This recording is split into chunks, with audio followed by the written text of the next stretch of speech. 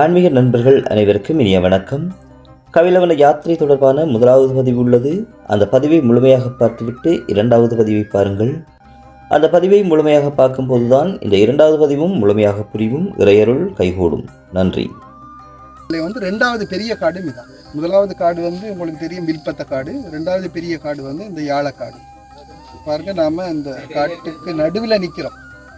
அதாவது வனவிலங்குகள், கொடிய வனவிலங்குகள் இருக்கக்கூடிய ஒரு இடம், விஷப்பாம்புகள் இருக்கக்கூடிய இடம். அந்த இடத்துக்குள்ளால நாங்கள் யாத்திரை செய்து அந்த கபிலித்த கந்தனை தரிசிக்க போகிறோம். அப்போ இப்படிப்பட்ட இந்த ஒரு கடினமான யாத்திரை, இந்த யாத்திரை உங்களுக்கு தெரியும், நான் எங்களுடைய குரூப்பில் கூட போட்டிருக்கிறேன். இலங்கையில் இருக்கக்கூடிய 3 கடினமான யாத்திரைகளில் ஒரு யாத்திரை. முதலாவது சிவனொளிபாத மலை யாத்திரை. அந்த யாத்திரைக்கு ஒவ்வொரு வருஷமும் சித்ரா பௌர்ணமி ஆண்டு நான் சிவனொளிபாத மலையில் நின்று சிவனுடைய பாதத்தை தரிசிப்பேன் ஒவ்வொரு வருஷமும். அதுபோல் ரெண்டாவது கதிராம பாத யாத்திரை. அதுவும் இப்போ இந்த மாத கடைசியில் வரப்போகுது. அடுத்தது கபிலித்த யாத்திரை. அப்போ இந்த கபிலித்த யாத்திரை 2 நாள் யாத்திரை தான், ஆனால் ரொம்பவும் கடினமான ஒரு யாத்திரை. போன தடவை வந்தவங்களுக்கு இந்த யாத்திரையை பற்றிய இதனுடைய அந்த கடினம் போன தடவை வந்தவங்களுக்கு புரிஞ்சிருக்கும். இதுவரைக்கும் நாங்கள் சந்திக்காத ஒரு சவாலை போன தடவை சந்தித்தோம். ஆனால் இந்த தடவை அவ்வளோ தூரம் இல்லைன்னு நினைக்கிறேன், ரொம்ப குறைவாக தான் இருக்கும். அப்போ இப்படி ஒரு இடத்துல கந்தனுடைய இந்த ஒரு இருக்குது. அது உங்களுக்கு தெரியும், கும்புக்கன் ஆற்றங்கரையில் இருக்குது. இன்னும் கொஞ்சம் தூரம், அதாவது நாங்கள் இப்போ சரியாக நடுவில் இருக்கிறோம். மொத்தமாகவே ஒரு 30 கிலோமீட்டர் இதுக்கு. இந்த கபிலித்தை கந்தன் கோயிலுக்கு போகிறதுக்கு லேசான வழி இந்த நாங்கள் வந்திருக்க கொட்டியாகல வழி தான். அதாவது எல்லாமே மொத்தமாக 4 வழிகள் இருக்குது. அந்த 4 வழிகள்லையும் மிகுதி இருக்கிற 3 வழிகளால் நாங்கள் வரதாக இருந்தால் வன இலாகா அதிகாரிகளுடைய அனுமதியோடு அவங்களுடைய வாகனத்தில் வர முடியும்.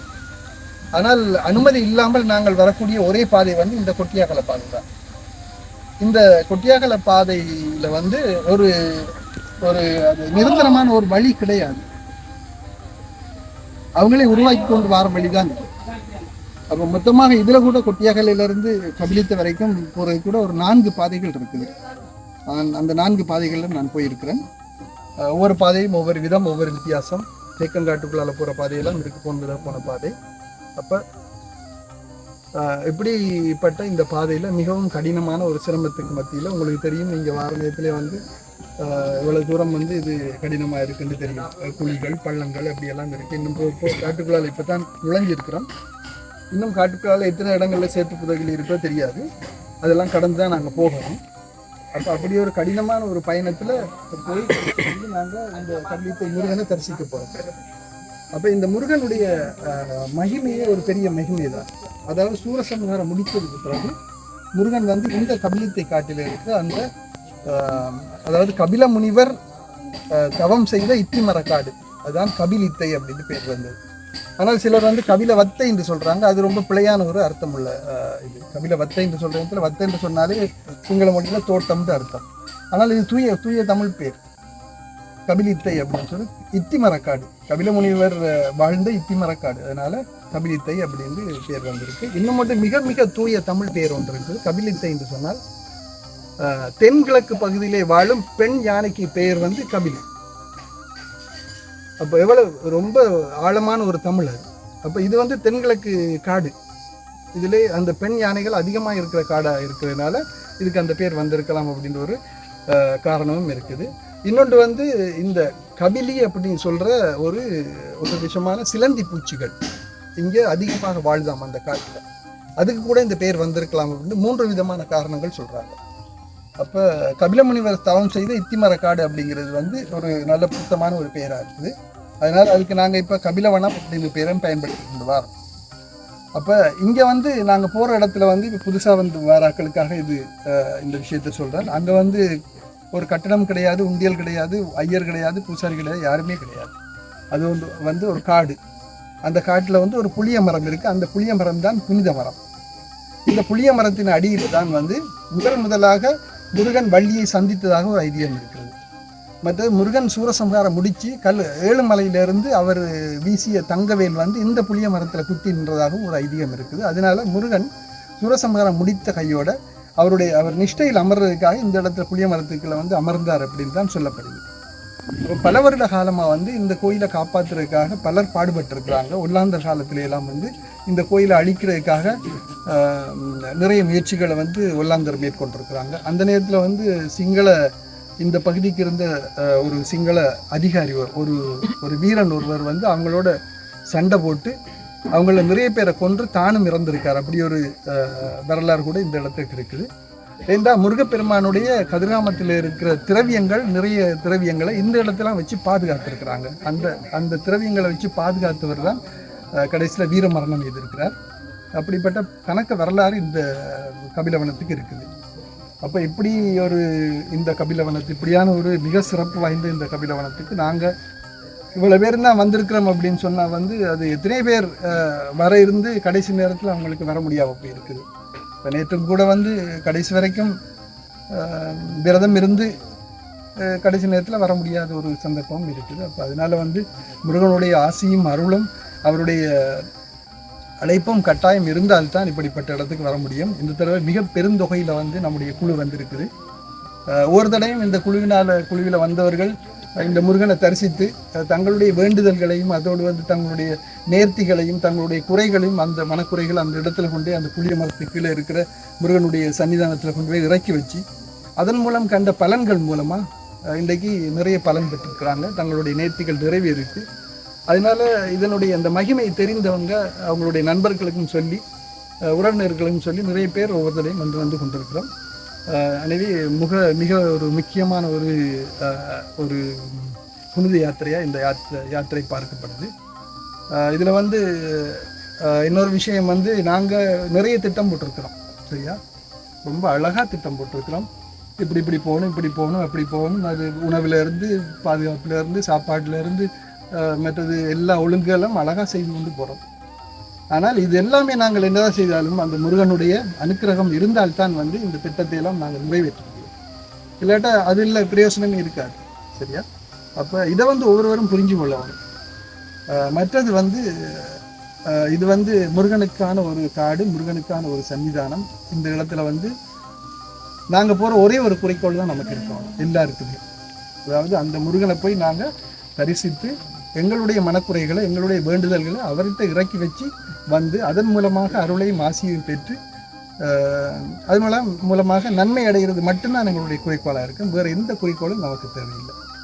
இதில் ஒவ்வொருவர் எப்படி வராங்க அந்த இதெல்லாம் நமக்கு தேவையில்லை. ஆனால் அப்படி யாருமே இங்கே இல்லை.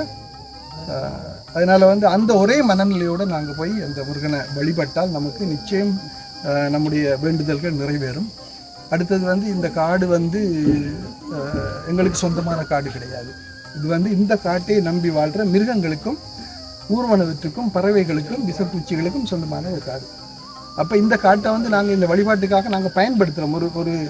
ஒரு குறுகிய காலத்துக்கு அல்லது ஒரு தற்காலிகமாக நாங்கள் பயன்படுத்துகிற நேரத்தில் இந்த காட்டை நம்பி வாழும் அந்த உயிரினங்களுக்கு எந்த விதமான தீங்கும் எங்களால் ஏற்படக்கூடாது.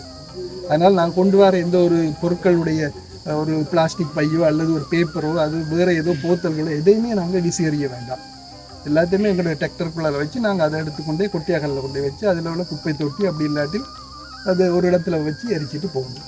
அப்போ மற்றது முடியுமான வரை நிசப்தத்தை கடைப்பிடிக்கணும். அப்போ அதுக்கு வந்து எங்களுடைய பாதுகாப்பும் ஒரு முக்கியமான ஒரு காரணம். ஏன்னா நாங்கள் கத்தி போகிறதில்ல. ஏதோ ஒரு காலத்தில் எங்களுடைய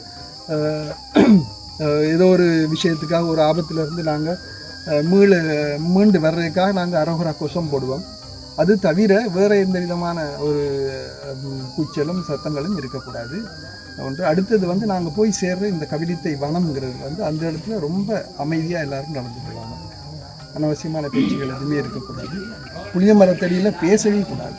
சொல்லப்போனால் புளிய மரத்தில் நாங்கள் போய் கும்பிட போவோம். இன்றைக்கு எங்களுக்கு போய் கும்பிடுறதுக்கு நேரம் கிடைக்குமோ சந்தர்ப்பம் கிடைக்குமோ தெரியாது. ஆனால் நாளை காலையில் வந்து எங்களுக்கு கட்டாயம் புளிய மரத்தடிக்கு போய் அந்த சன்னிதானத்தில் நாங்கள் வணங்கக்கூடிய மாதிரி இருக்கும். அதனால் அங்கே யாருமே ஒரு வார்த்தை கூட பேசக்கூடாது.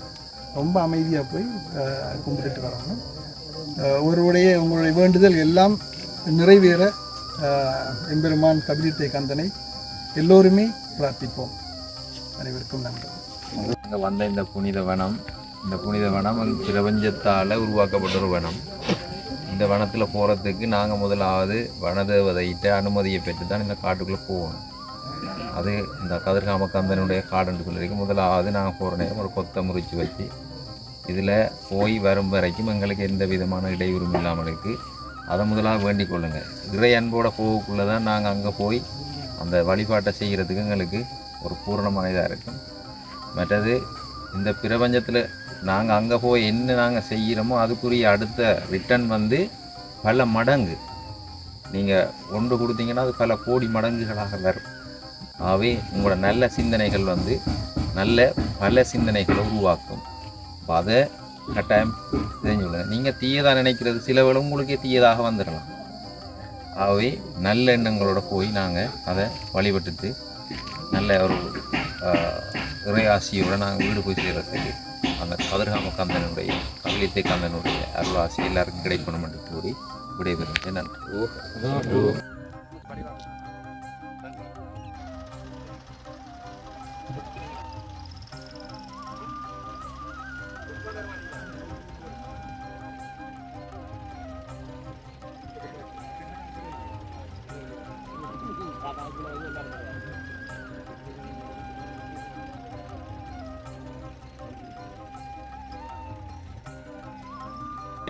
பாத்தியா ஒரு சின்ன சேறு படல நம்மள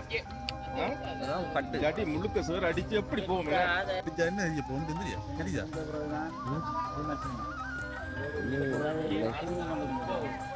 நைட்டில் நான் தெரியும் நைட் மேட்ச் போட்டால் நம்பலாம் ஒரு நைட் போட்டு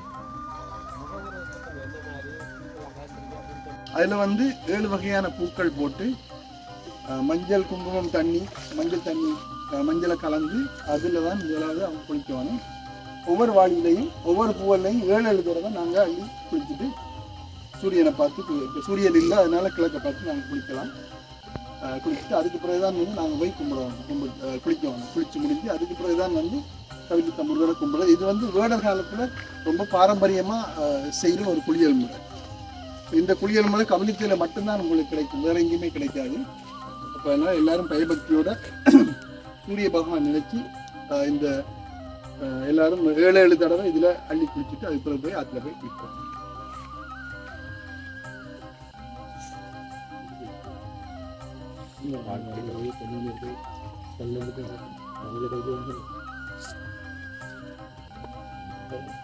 ரோஹரா